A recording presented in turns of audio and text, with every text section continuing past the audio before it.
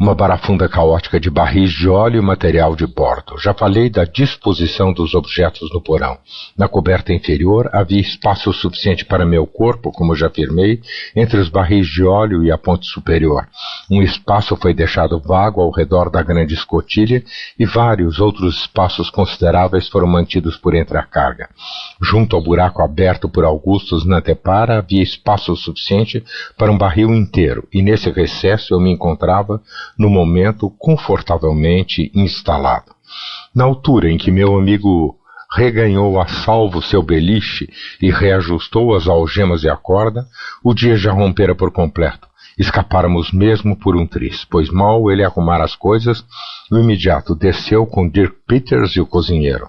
Falaram por algum tempo sobre o navio de Cabo Verde e pareciam extremamente impacientes para o terem sob a vista. Por fim, o cozinheiro dirigiu-se ao beliche em que Augusto estava deitado e sentou-se junto à cabeceira. Eu podia ver e ouvir tudo do meu esconderijo, pois a tábua recortada não fora reposta no lugar, e eu receava a cada instante que o negro tombasse contra a jaqueta pendurada para encobrir a abertura, caso no qual tudo seria descoberto e nossas vidas, sem dúvida, instantaneamente sacrificadas. Mas nossa boa estrela prevaleceu. E embora ele frequentemente a tocasse aos balanços do navio, nunca se apoiou nela o suficiente para dar com a coisa. A base da jaqueta fora cuidadosamente fixada antepara, de modo que o buraco não fosse visto quando ela oscilava para o lado.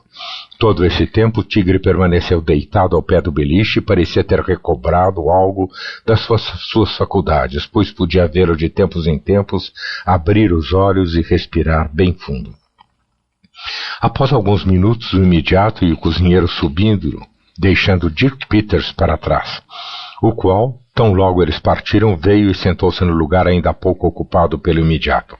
Começou a conversar com Augustus de modo bastante amigável, e podíamos ver que sua aparente embriaguez diante dos dois outros era, em grande parte, fingimento. Respondeu a todas as perguntas do meu amigo com perfeita desenvoltura. Contou-lhe que não tinha dúvida de que seu pai fora resgatado, porquanto havia não menos que 5 velas à vista no pôr do sol no dia que ele fora largado à deriva, e usou uma linguagem que se empenhava em ser consoladora, o que me causou não menos surpresa que prazer.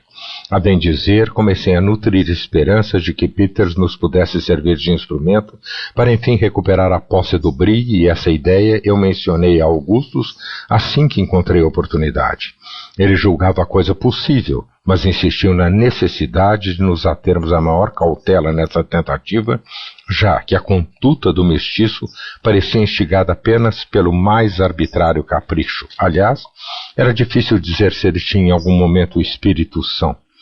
Peter subiu ao convés dali a cerca de 1 hora, e não tornou a voltar senão ao meio-dia, quando trouxe a Augustus uma bela porção de charque e chouriço.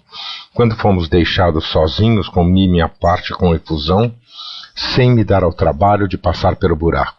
Ninguém mais desceu ao castelo de proa durante o dia, e de noite me enfiei no beliche de Augustus, onde dormi a sono solto até quase o romper do dia. Quando ele me acordou ao ouvir o movimento na ponte, e eu reganhei o esconderijo o mais rapidamente possível. Quando o dia já despontara em pleno, descobrimos que Tigre recuperara quase inteiramente suas forças e não dava sinais de hidrofobia, bebendo com aparente sofrequidão um pouco de água que lhe foi oferecida. Durante o dia recobrou todo o seu antigo vigor e apetite. Sua conduta estranha fora ensejada sem dúvida pela qualidade deletéria do ar do porão e não tinha nenhuma ligação com a raiva canina. Eu não acabava de me felicitar por ter o trazido da caixa. Corria o dia 30 de junho, o 13º desde que o grampo zarpara de Nantucket. No dia 2 de julho, o imediato desceu, bêbado como de hábito e de muito bom humor.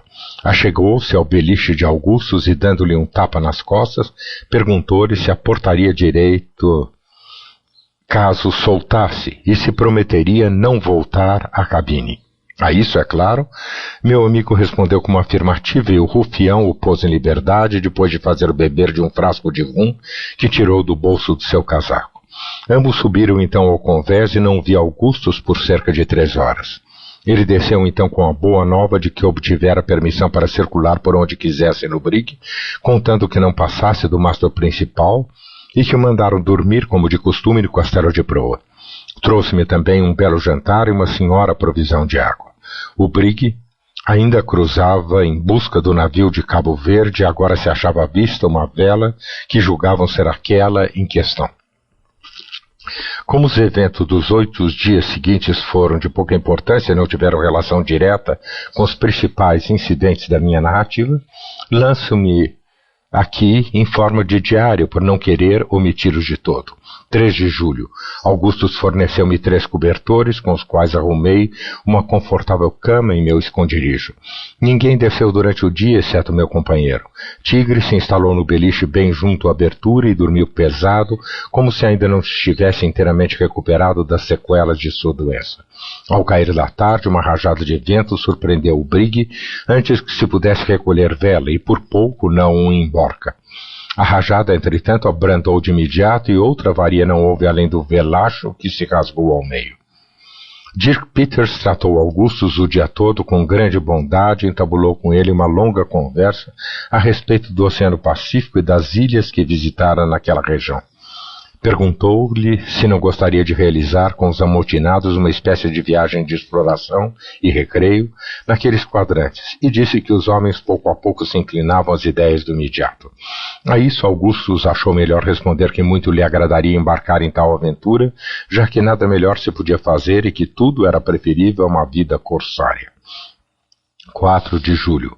O navio à vista resultou ser um pequeno brig de Liverpool e deixamos que seguisse seu curso sem molestá-lo. Augustus passava a maior parte do tempo do convés com vistas a obter toda a informação possível a respeito das intenções dos amotinados. Tinham entre si disputas frequentes e violentas e numa delas um arpoador, Jim Bonner, foi arremessado borda fora. O partido no imediato ganhava terreno. Jim Bonner integrava o bando do cozinheiro, do qual Peters era partidário. 5 de julho. Lá pela alvorada nos chegou de rijo um vento do oeste que ao meio-dia se avivou em tempestade, de sorte que todo o velame do brig foi reduzido a capeirão e traquete.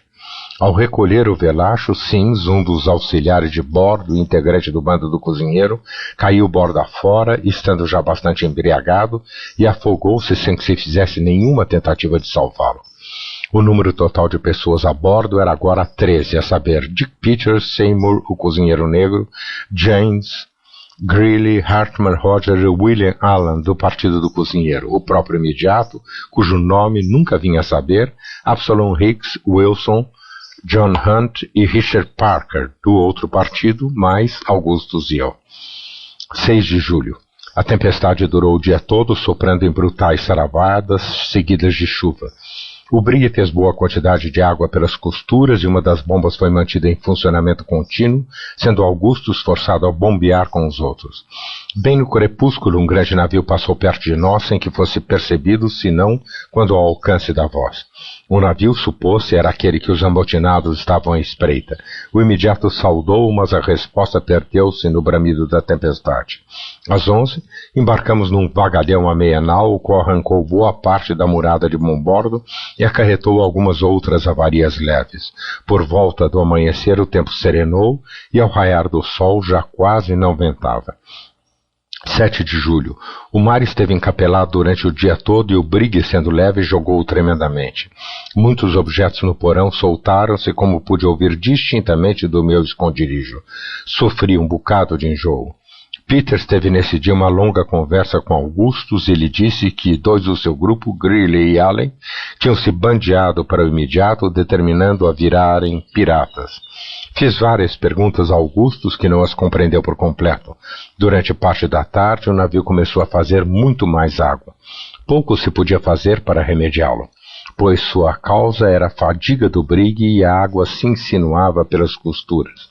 Uma vela foi guarnecida com fios de mialhar e estendida sob a proa, de modo que começamos a conter a água aberta. 8 de julho. Ao nascer do sol, uma brisa elevou-se do leste e o imediato rumou o brigue para sudoeste, na intenção de avistar algumas das Antilhas e pôr em prática seus projetos de pirataria. Nenhuma oposição foi feita por Peters nem pelo cozinheiro, ao menos nenhuma do conhecimento de Augustus. A ideia de tomar o navio de Cabo Verde foi totalmente abandonada. A água aberta foi facilmente contida com uma única bomba acionada a cada 3/4 de hora. A vela foi retirada da proa. Contato com 2 pequenas escunas durante o dia. 9 de julho, tempo bom.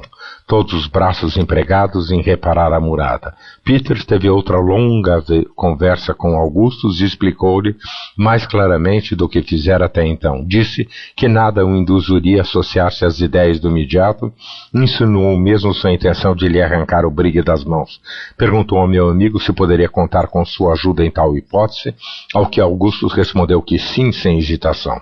Peters disse então que assuntaria os demais do seu partido a respeito e foi-se embora. Durante o resto do dia, Augustus não teve oportunidade de lhe falar em particular.